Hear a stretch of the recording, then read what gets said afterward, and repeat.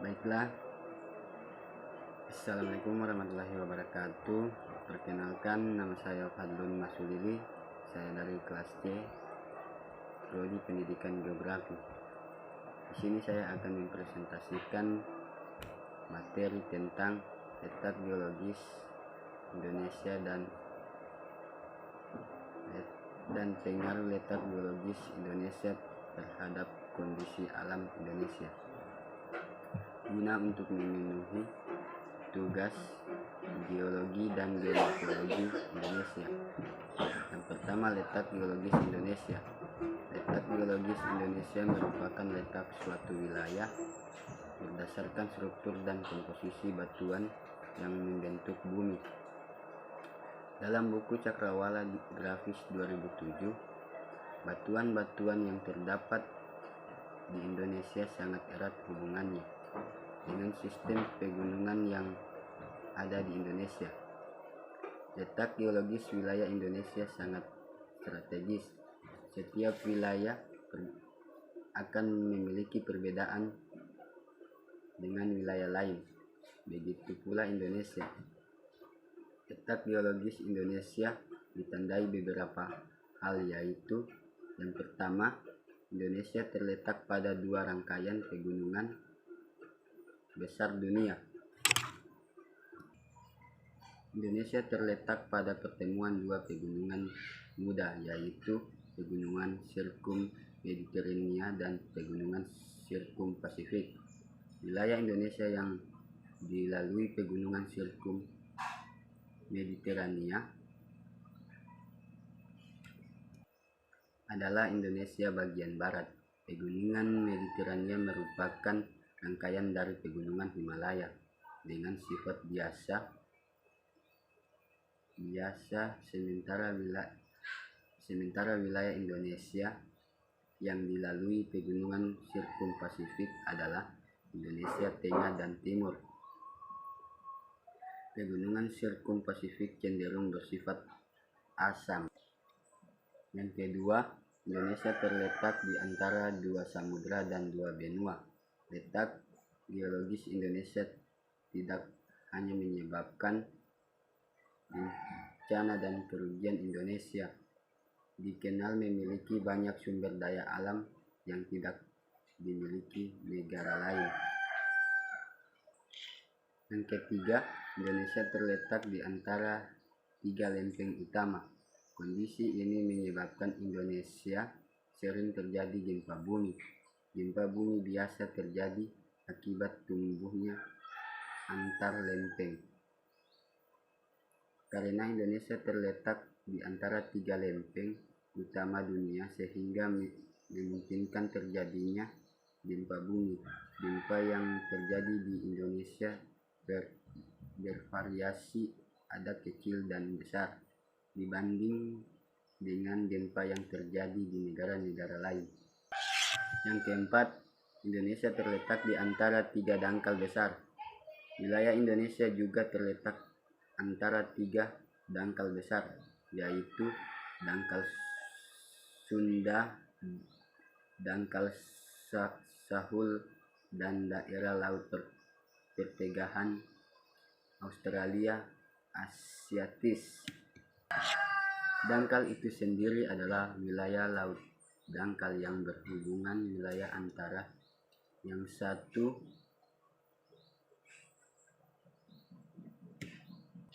letak dangkal Sunda mencakup wilayah semenanjung Malaysia, Sumatera, Jawa, Madura atau Bali.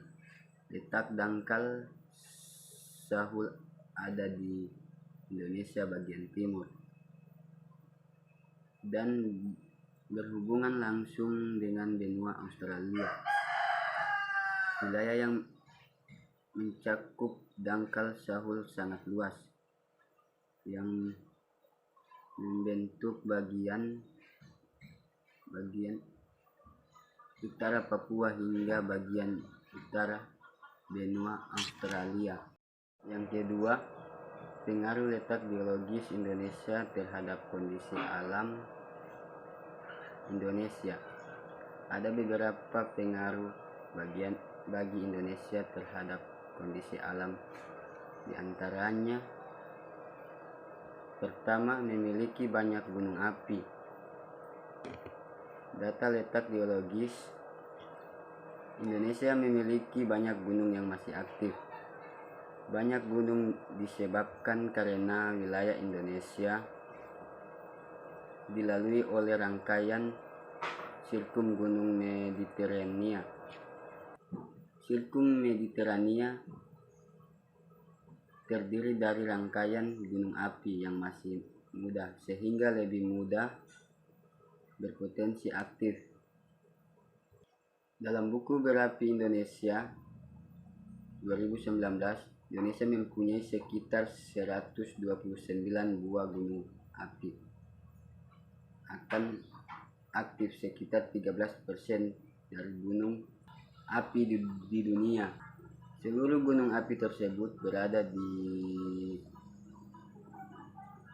jalur tektonik yang memanjang melalui dari Pulau Sumatera, Jawa, Nusa Tenggara, Kepulauan Banda, Halmahera, dan Kepulauan Sangihe Laut. Jalur gunung api tersebut merupakan bagian dari salah satu jalur pegunungan besar dunia, yaitu struktur Mediterania yang diawali dari pegunungan Ural di perbatasan antara Eropa dan Asia. Kondisi itu membuat Indonesia masuk daerah rawan bencana gunung meletus karena lebih dari 10% populasi penduduk berada di kawasan rawan bencana gunung berapi. Yang kedua, kaya akan barang tambang. Dengan letak geologisnya, Indonesia kaya akan sumber daya alam berupa tambang dan mineral. Karena wilayah Indonesia banyak terdapat cekungan sedimen. Akibat banyaknya terjadi aktivitas tektonik di wilayah Indonesia. Yang ketiga, memiliki keanekaragaman hayati yang tinggi. Keanekaragaman hayati adalah variasi kehidupan yang ditemukan di suatu tempat di bumi. Keanekaragaman hayati menggambarkan bencana makhluk hidup. Keanekaragaman hayati Indonesia tinggi, baik flora atau fauna, karena salah satunya dipengaruhi oleh dua dangkal yang melalui wilayah Indonesia. Dalam buku Melestarikan Alam Indonesia 2008 karya Jatna Supriyatna, keanekaragaman hayati Indonesia jumlahnya sangat tinggi. Jasa ranik yang telah diketahui potensinya dan dimanfaatkan masyarakat. Yang keempat, memiliki tanah subur. Banyaknya aktivitas gunung berapi yang ada membuat tanah Indonesia subur. Tanah vulkanik terbentuk dari lahar dan abu. Lahar dan abu kaya akan mineral seperti zat besi, kalsium, magnesium, sodium, atau silikon. Kondisinya cukup bagus untuk pertanian dan perkebunan karena aktivitas gunung Merapi menghasilkan tanah vulkanik. Tanah vulkanik mengandung unsur hara yang menjadi indikator kesuburan tanah. Kondisi tanah vulkanik dipengaruhi oleh mineral dan partikel di dalamnya, polutan dan lainnya. Yang kelima, sering terjadi gempa. Indonesia terletak di antara tiga lempeng utama dunia, yaitu lempeng Australia, lempeng Eurasia, dan lempeng Pasifik.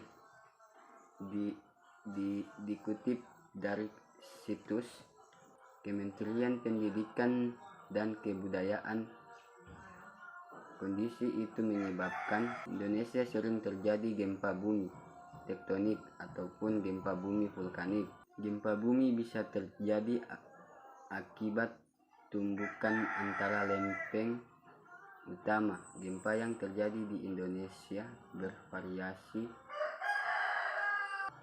ada yang kecil dan besar dibandingkan dengan gempa yang terjadi di negara-negara lain. Bahkan sebagian besar wilayah Indonesia sangat rawan terjadinya gempa bumi. Yang keenam, Laut Indonesia memiliki kedangkalan. Laut berat memiliki kedalaman laut dalam. Di wilayah Indonesia tengah dan timur terdiri dari lautan dengan kedalaman yang dangkal. Itu terjadi karena kondisi geologis Indonesia yang dilalui oleh dangkalan Sunda dan dangkalan Sahul. Sekian dari saya ucapkan terima kasih. Wassalamualaikum warahmatullahi wabarakatuh.